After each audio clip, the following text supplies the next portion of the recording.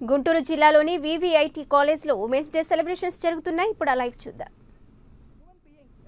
జెంట్స్కి ఏ విధమైన సామర్థ్యాలు ఉంటాయో చూడండి. మీరు నా కూతురు డాక్టర్. ఇప్పుడు నేను 10th మ్యారేజ్ చేసుకున్న ఎడ్యుకేషన్ నన్ను నా బిడ్డకి 26 సంవత్సరాలు వచ్చి కెరీర్లో స్థిరపడిన దాకా పెళ్లి చేయకుండా నన్ను ఎడ్యుకేట్ చేసింది. ఒక ప్రోగ్రెసివ్ భావాలున్న యూటీఎఫ్ లాంటి ప్రజా సంఘంలో టీచర్స్ ఆర్గనైజేషన్లో పనిచేస్తున్న నేను ఆ విధంగా ఎడ్యుకేట్ చేయబడ్డాను. నేను అమ్మాయి 21 సంవత్సరాలు రాగానే మ్యారేజ్ ప్రపోజల్ పెట్టలేదు. ఆ విషయంలో ఘర్షణ పడ్డానికి కూడా సిద్ధమయ్యాను. ఎందుకంటే ఆ ఆడపిల్ల తన కాళ్ళ మీద తన నిలబడ్డ తర్వాతే మ్యారేజ్ గురించి ఆలోచించాలి. ఈ తరం ఏం ఆలోచించాలి? Marriage is not ultimate goal. వివాహం అనేది జీవితానికి అతి ముఖ్యమో అదే చివరి లక్ష్యం అనుకోవద్దు. కెరీర్ కూడా అతి ముఖ్యం అనుకో. నీకేది ఇష్టమో అది చెయ్యి.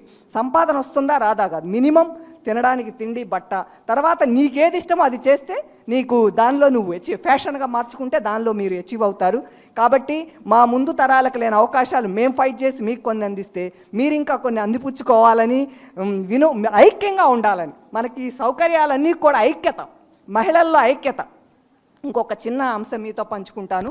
ఎందుకంటే ఇప్పుడు చాలామంది కూడా ప్రజెంట్ మహిళల వస్త్రధారణ మీద మాట్లాడుతూ ఉన్నారు.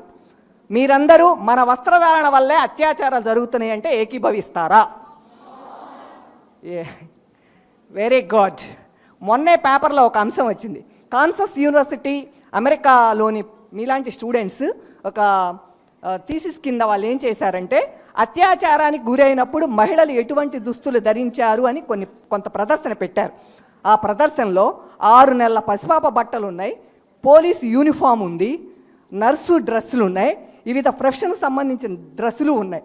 అంటే అక్కడ 6 నెలల పసిపాప వేసుకున్న డ్రెస్సు రెచ్చగొట్టిందంటారా? లేకపోతే పోలీస్ యూనిఫామ్ రెచ్చగొట్టేటట్టుందంటారా? ఏంటి అక్కడ అత్యాచారం జరగటానికి ఇక్కడ డ్రెస్సు ముఖ్య కారణమైందా?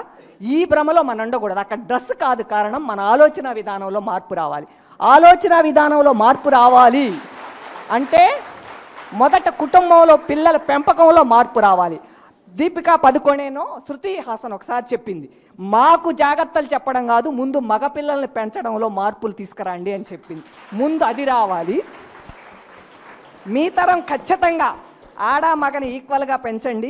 వాళ్ళ ఆలోచన ధోరణిలో మార్పు రావాలని కోరుకుంటూ, ఒక ఇన్సిడెంట్ జరిగినప్పుడు మహిళలుగా మీరు ప్రస్తుతం మీడియాలో వస్తున్న ఈ నాటికల గురించి మాత్రం అస్సలు చూడొద్దు. ఎందుకంటే బయట జనాలు అలా లేరు. ఇంకోటి ఏంటంటే మొన్న రామ్ గోపాల్ వర్మ జిఎస్టీ అని ఒక సినిమా తీసి నానా యాగీ చేశాడు. అతన్ని ఒక ప్రోగ్రెసివ్ భావాలను యూటీఎఫ్గా మేము అతని మీద కేసు ఫైల్ చేయడానికి ఫైట్ చేస్తూ ఉన్నాము. ఆ విధంగా కూడా లేరు. మన గౌరవానికి ఎక్కడ భంగం కలిగినా కూడా మీరు ఐక్యంగా దాని మీద ఫైట్ చేయాలి. పెద్ద పెద్ద పోరాటాలు అవసరం లేదు, ఖండిస్తే చాలు, నిరసన తెలియజేస్తే చాలు, అర్థమవుతుంది. కాబట్టి మనకున్న రైట్స్ అన్ని ఉపయోగించుకుంటూ మీరందరూ ఐక్యంగా ముందుకు కదిలి మీ భావి జీవితాల్లో మరింత ఉన్నత స్థానాలకు వెళ్ళాలని కోరుకుంటూ థ్యాంక్ యూ అలా. Thank you madam. మనం అనుకున్న సమయం వచ్చేసింది, ముగించబోతున్నాం. ఇంకా కొద్ది టైంలోనే మనం ముగించబోతా ఉన్నాం.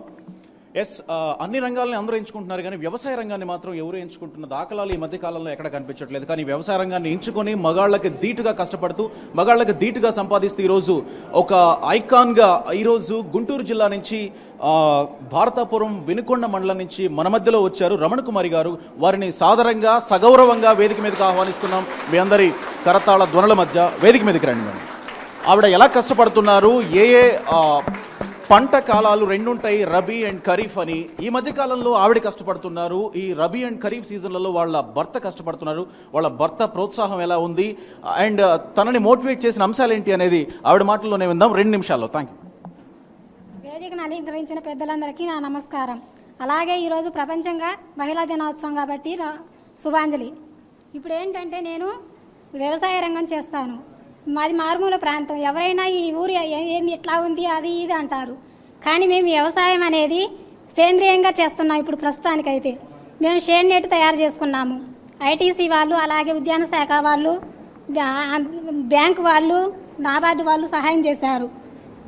సబ్సిడీ ఇచ్చారు, 50% సబ్సిడీ కూడా ఇచ్చారు మాకు. అలాగే నర్సరీ పెట్టుకొని మేము మిరపనారు పొగనారు చేస్తాం ఒక 6 నెలలు. తర్వాత షేడ్ నెట్ ఊరికై ఉండడం ఎందుకని మామూలుగా క్యాప్సికమ్ కీరదోస వేస్తామండి. వేస్తే అవి పోయిన సంవత్సరం వేస్తే అవి వెనకైనాయి. ఈ సంవత్సరం ఐటీసీ వాళ్ళే ముందేపిచ్చారు. కాకపోతే అవి కూరగాయల మార్కెటింగ్ కూడా వాళ్ళే చూస్తున్నారు. అవి మార్కెటింగ్ అంటే ఇంకా మార్కెటింగ్ ఈరోజు తక్కువగా ఉంది కాబట్టి ఈరోజు ఖర్చులు వచ్చినాయి, ఇంకా ఉంది కాబట్టి కూరగాయ ఇంకా ఉంది, అవి ఇంకా వస్తాయి కాబట్టి మాకు ఇబ్బంది ఏం లేదు. చెప్తానండి.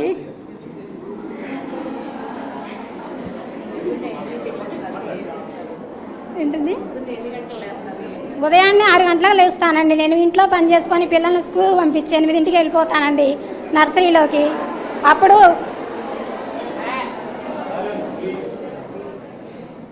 అప్పుడు జనంతో పొద్దున్నే స్టార్టింగ్ ఉదయాన్నే జనాన్ని తీసుకెళ్తానండి.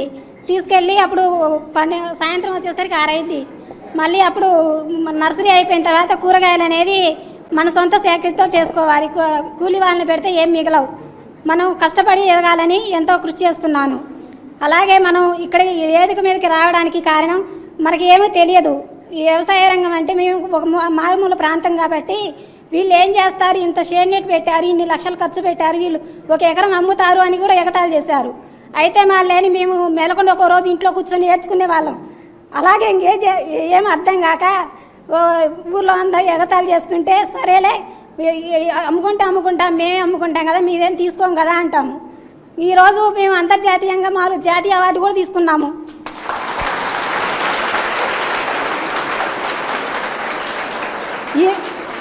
ఈరోజు అంటారు ఏం చాలా చేశారే, ఏం కాండారు, పైకి ఏం కాండారే అంటారు. సరేలే ఏదో ఒకటి మా చేతనేంది చేస్తాం, మేము కృషి చేస్తాము, అంతమించి మా వల్ల ఏం కాదు కదా, అన్నిటికీ దేవుడే ఉన్నాడు, ఏదో మేము కష్టపడుతున్నాము, మా వంతు మేము శ్రమ చేస్తున్నాము. కానీ ఈ సంవత్సరం మేము సేంద్రియ ఎరువు తయారు చేస్తున్నాము, మామూలుగా మందులు కొట్టకుండా చేస్తున్నాము. గోవును కూడా తీసుకొచ్చుకున్నాము.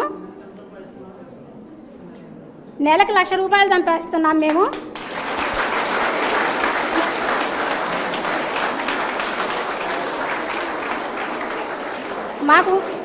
మాకు ఉంది 5 ఎకరాలు. ఇదివరకు కూలికి వెళ్తే రోజు పొద్దున్నే 9ంటికి వెళ్తే సాయంత్రానికి 100 రూపాయలు తెచ్చుకునే వాళ్ళం. ఆ రోజు పూట గడవడానికి సరిపోయేది కాదు. ఒక్కోసారి ఇబ్బందుల్లో పడి అప్పులు తెచ్చుకునే వాళ్ళం. ఆ అప్పు ఎలా తీరాలి ఏంది అని అనుకునే వాళ్ళం. వీళ్ళు చదువుకున్న వాళ్ళు కాదు, ఏం కాదు, వీళ్ళు అంతా 8 చదివిన వాళ్ళు ఇంత చేస్తున్నారు అని ఊర్లో వాళ్ళు అనుకుంటారు. కానీ మేము ఎంతో చేయాలని మా కృషి. అలాగే 24/7కి వాళ్ళకి ఏపీ వాళ్ళకి నా వాళ్ళు మొదట ఫీల్ అవుతున్నారండి. బీవీఐటీ వాళ్ళకి పీపా వాళ్ళకి నేను కృతజ్ఞతలు చెప్తున్నాను. ఈ సందర్భంగా నేను ఒక్కటి చెప్దాం అనుకుంటున్నాను. మహాకవి శ్రీశ్రీ ఎప్పుడు అన్నారండి, నిప్పులు చెరుగుతూ నింగికి నీవెగిరితే నిబిడాశ్చర్యంతో వీరే, నెత్తురు కక్కుతూ నేలకు నువ్వు రావితే నిర్దయగా వీరే. సో నువ్వు పైకి వెళ్తున్నప్పుడు అలా చూసేవాళ్ళు కిందకి రాలిపోతుంటే నిర్దయగా చూస్తారంట. సో ఆవిడ బెస్ట్ ఎగ్జాంపుల్. ఆవిడ స్టార్ట్ చేసినప్పుడు ఏం చేస్తుంది, అమ్ముకుంటుంది అన్నారు. ఇవాళ ఆవిడేంటో ప్రూవ్ చేసుకున్న తర్వాత మేము కనిపించట్లేదా అంటున్నారు. సో డోంట్ ప్రజలు అంటే మన చుట్టూ ఉన్న వాళ్ళు మనల్ని ఎలా అంటారన్న దాని గురించి మీరు పట్టించుకోకండి. Thank you madam. రైట్. ఈ కార్యక్రమంలో వివిఐటి సపోర్ట్ నిజంగా మరవలేనిది. అండ్ ఏపీ 24/7 తరపున మీకు ఇంకొక విషయం చెప్పాలి. మొదటిగా ఎక్కడి నుంచే మొదలైంది అని నేను అనుకుంటున్నా, స్త్రీలకు సమాన అవకాశాలు కల్పించడం. ఈ అంతర్జాతీయ మహిళా దినోత్సవం రోజున ఏపీ 24/7 ఈ కార్యక్రమాన్ని చేపట్టి పురుషులతో సమానంగా స్త్రీలకు కూడా సమాన హక్కుల్ని ఆ దినోత్సవం రోజున వాళ్ళు ఇంత ఉత్సాహంగా ఇక్కడ పండుగ వాతావరణంలో ఇలా జరుపుకోవడానికి ఒక వేదిక కల్పించింది ఏపీ 24/7 అండ్ వివిఐటి. ఖచ్చితంగా ఈ విషయంలో ఏపీ 24/7 అందరినీ సమాన దృష్టితో చూస్తుంది అనడంలో ఎలాంటి సందేహం లేదు. ప్రస్తుతానికి వేదిక మీద నేను మాట్లాడుతుండగానే సత్కరణ కార్యక్రమం జరిగిపోతుంది. ముందుగా సత్కరిస్తుంది రమణ కుమారుని గారిని. ఒక్కసారి వేదిక మీదకి వచ్చి అందరూ కూడా ఒకసారి రమణ కుమారుని గారిని ప్రత్యేకంగా సత్కరించాల్సిందిగా అందరినీ ఆహ్వానిస్తున్నారు. రమణ కుమార్ గారు. So girls, are we proud of her? Right? Yes, right? We should clap.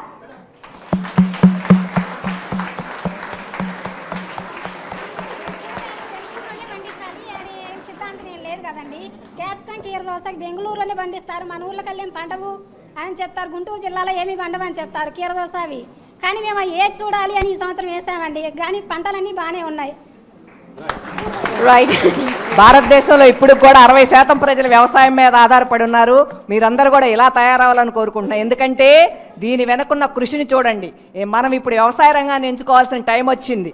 మన ఆంధ్రప్రదేశ్లో కూడా 60% పీపుల్ ఎంప్లాయ్మెంట్ ఇప్పుడు వ్యవసాయ రంగమే ఇస్తుంది. సాఫ్ట్వేర్ ఫీల్డ్ వెనక్కిపోయింది. ఒక్కసారి అడగండి. మా రాబో రోజుల్లో 33% మహిళల రిజర్వేషన్ కోసము పెద్ద ఉద్యమం నడుస్తుంది. మీరందరూ కూడా యాజ్ మహిళలుగా మీరందరూ పార్టిసిపేట్ చేయాలి. మీరందరూ కూడా రాజకీయాల్లోకి రావాలి. మన దేశాన్ని మనమే నడిపించుకోవాలి. ఈవిడ చెప్పిన 1 lakh ఫిగర్ కోసమైనా కూడాను మీరు వ్యవసాయంలోకి వస్తే బాగుంటుంది కదా. ఎస్, ఎక్కడో ఉన్న ఇండస్ట్రియలిస్ట్ కాదండి మనకి ఎగ్జాంపుల్గా తీసుకోవాల్సింది. మన ముందున్న రమణ కుమారి గారే మన ఇన్స్పిరేషన్గా తీసుకుందాం. బికాస్ అనుకుంటే ఏదైనా సాధించవచ్చు. మనకున్న చిన్న చిన్న రిసోర్సెస్ని కూడా ఎంత బాగా యూటిలైజ్ చేసుకోవాలి, ఏదైనా సాధించగలమో అని మనకి ఇప్పుడు ప్రూవ్ చేశారు.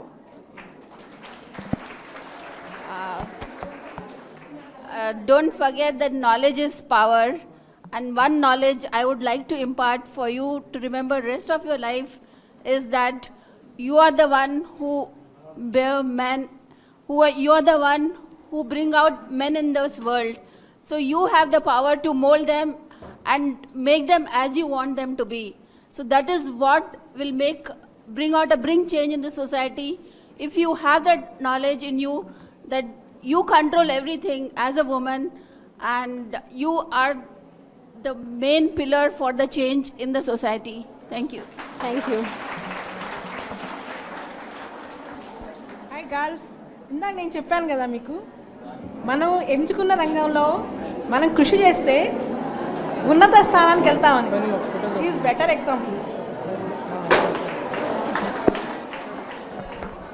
ఇప్పుడు మీ అందరూ ఈవెన్ చూశారు కదా గైస్, మీ అందరూ ఇంజనీర్స్ కదా. చిన్న ఎగ్జాంపుల్, ఎందుకంటే ఇంజనీరింగ్ అయిన తర్వాత 2 అమ్మాయిలు షేడ్ నెట్స్ చేస్తున్నారు పిడుగురాళ్ళలో.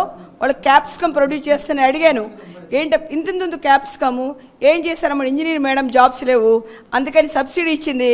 నేను మా సిస్టర్ కలిసి షేడ్ నెట్స్ వేసాము, ఇప్పుడు మేము ఎక్స్పోర్ట్ చేస్తున్నాము. నాకు అదే గుర్తొచ్చింది, అందరికీ అన్నీ లేకపోయినా సబ్సిడీ అందరికీ ఇస్తున్నారు, అన్ని రంగాల్లో ఉన్నాయి కాబట్టి షీఈ్ ద రోల్ మోడల్.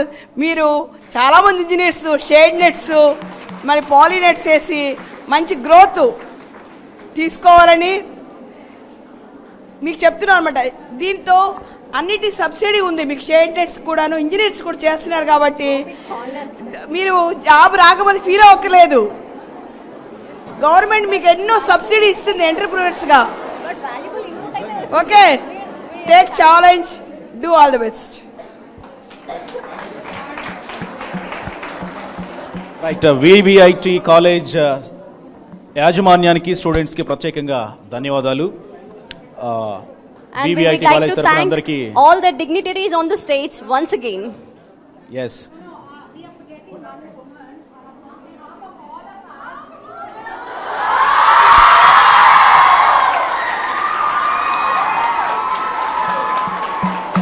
మొత్తాన్ని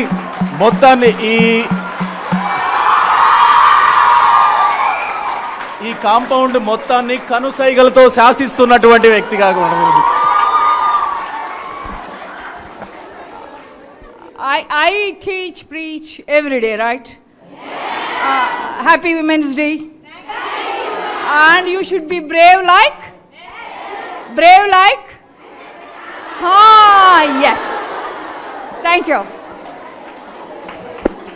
right, thank you very much అందరికీ. అందరూ ఒకసారి లేచి నిలబడితే జనగణమనతో మనం ఈ కార్యక్రమాన్ని ముగించుకుందాం.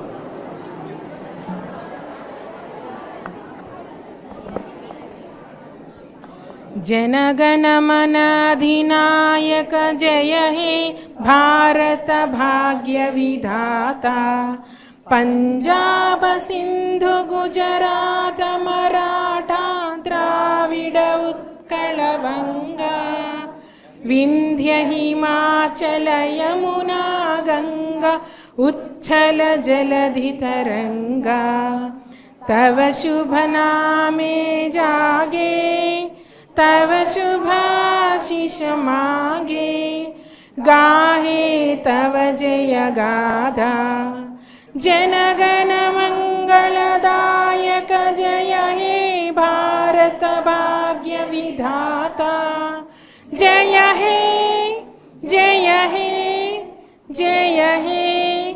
జయ జయ జయ జయ హే. జై హింద్. Thank you. అంతర్జాతీయ మహిళా దినోత్సవం సందర్భంగా సీఎం